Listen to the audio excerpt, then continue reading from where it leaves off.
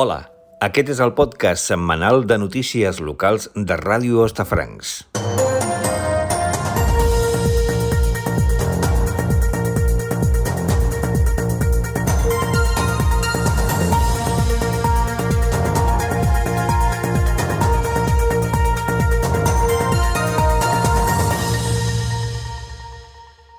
Ernest Maragall creu que el debat sobre el futur de la ciutat que es presenta de cara a les eleccions municipals de l'any que ve té dues alternatives, o Esquerra Republicana o el PSC.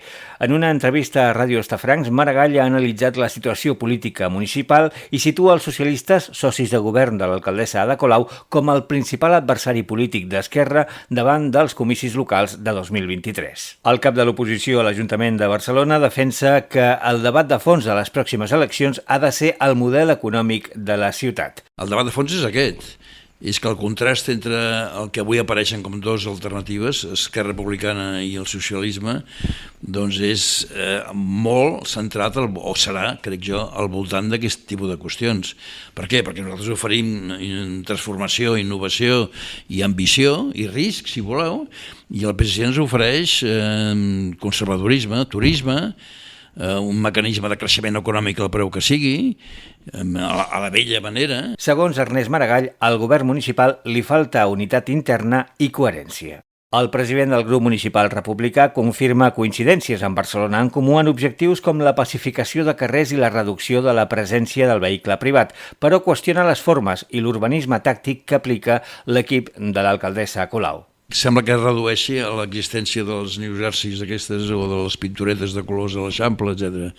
Vull dir que ells mateixos, amb la gestió que n'han fet, estan perjudicant un concepte que és probablement compartit per molta més gent, que és el de la pacificació, el de la reducció de la contaminació, el de la gradual reconducció dels vehicles privats amb un rol molt menor i molt més respectuós mediambientalment i de la convivència.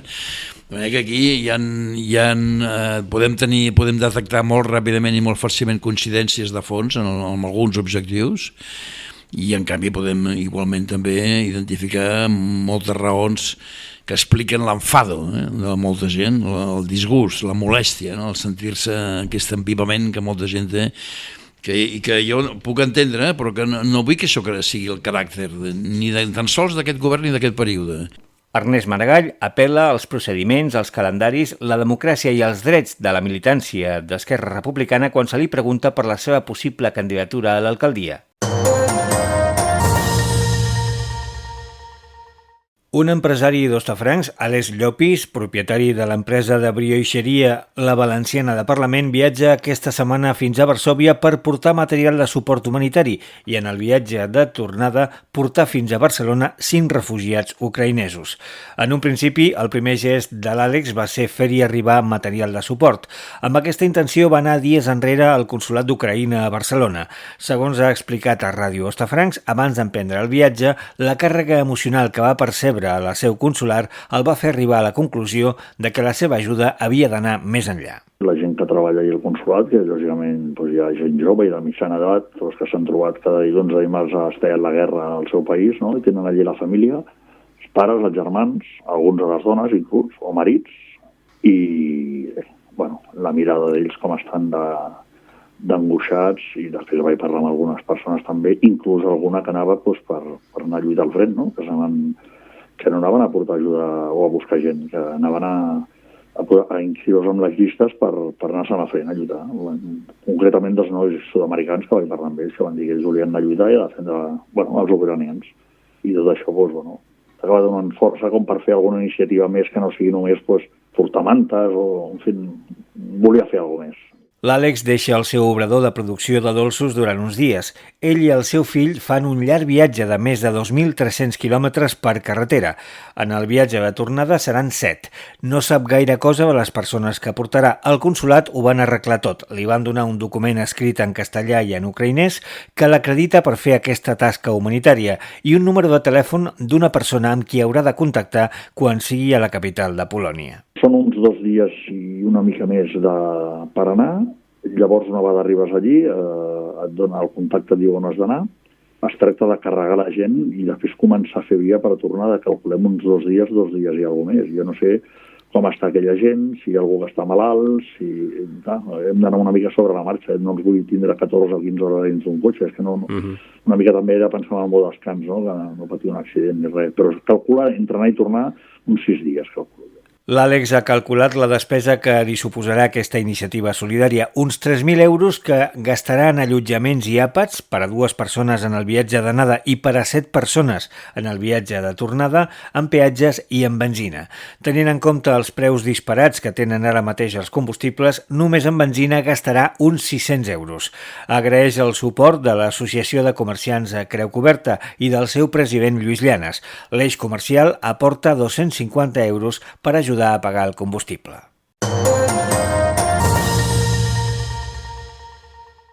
Als centres educatius d'Hostafrancs, el seguiment de la vaga convocada pels principals sindicats del sector s'ha situat entre el 31% i el 50%, segons dades recollides per Ràdio Hostafrancs a diverses escoles i instituts. A l'Institut Públic Joan Coromines han fet vaga 7 dels 22 professors i l'assistència d'alumnes ha estat d'un 50% aproximadament. L'Escola d'Infantil i Primària, també pública, Francesc Macià, xifra el seguiment de la vaga en un 50%. A l'Escola Concertada Joan Pelegrí, que cobreix des de l'educació infantil fins al batxillerat, han secundat la vaga aproximadament una tercera part dels mestres i professors. En el conjunt de Catalunya, segons el Departament d'Educació, el seguiment de la vaga ha estat del 31% als centres públics. Als concertats, el seguiment de la vaga ha estat del 8,7%. Les xifres de seguiment que donen els sindicats ha estat més elevada. Segons USTEC, s'hi han adherit el 60% dels docents a l'ensenyament primari i en el cas de l'educació secundària el seguiment asseguren que ha estat del 75%. La d'aquest dimarts ha estat la primera de 5 jornades de vaga convocades pels sindicats del sector, com a resposta a l'anunci unilateral de l'avançament del curs escolar, que arrencarà una setmana abans al setembre. Però les queixes del personal docent es refereixen també als nous currículums, a la petició de reducció de ràtios, d'estabilitat dels interins i de més inversió per l'educació pública. Els sindicats reclamen que mestres i professors quedin protegits davant la sentència judicial que obliga a impartir el 25% de classes en castellà.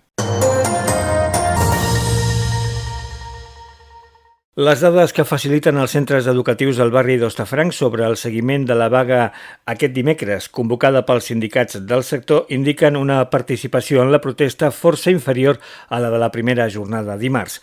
En els centres públics que han facilitat informació a Ràdio Hostafrancs, l'Escola d'Infantil i Primària Francesc Macià i l'Institut Joan Coromines, la participació de mestres i professors en la vaga es quantifica en el 20 i el 14% respectivament.